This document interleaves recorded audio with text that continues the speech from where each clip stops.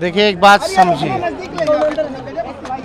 जो गड़बड़ करेगा वो बचने वाला है, भले ही देर हो लेकिन सजा तो हो ही ना जाएगी।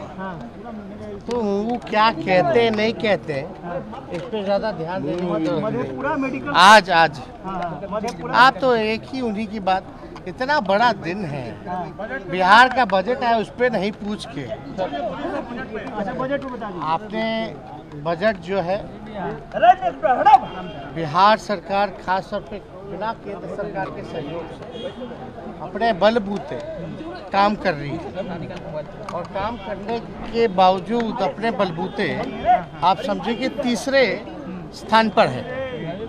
यानी दूसरा और तीसरे का जो फासला है वो 0.2 का ही है मात्र, यानी 0.2 का ही अंतर है।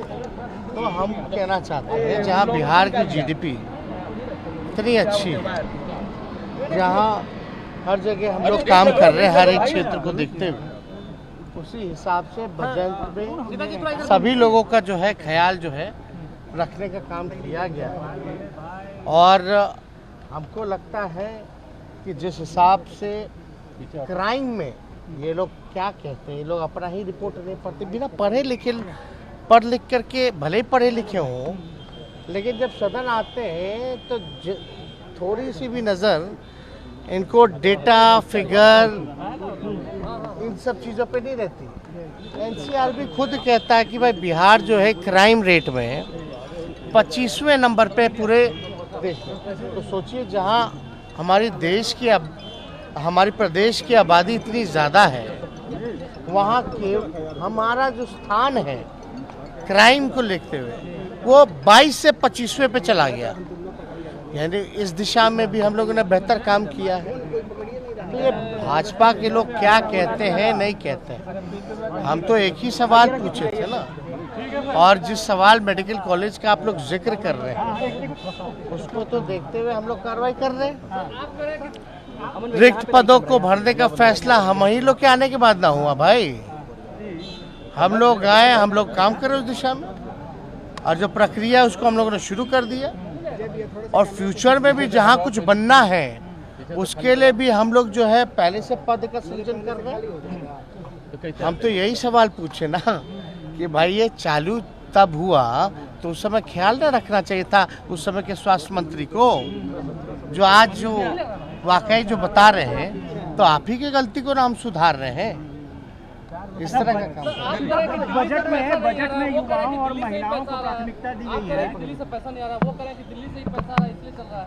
कौन सा दिल्ली का पैसा कहाँ आता है, कहाँ? आप पहले जो रेशियो होता था 90-10 का होता था, इनके आने के बाद जो है 50-50 हो गया, घटा लिया गया और बोझ डाल दिया गया।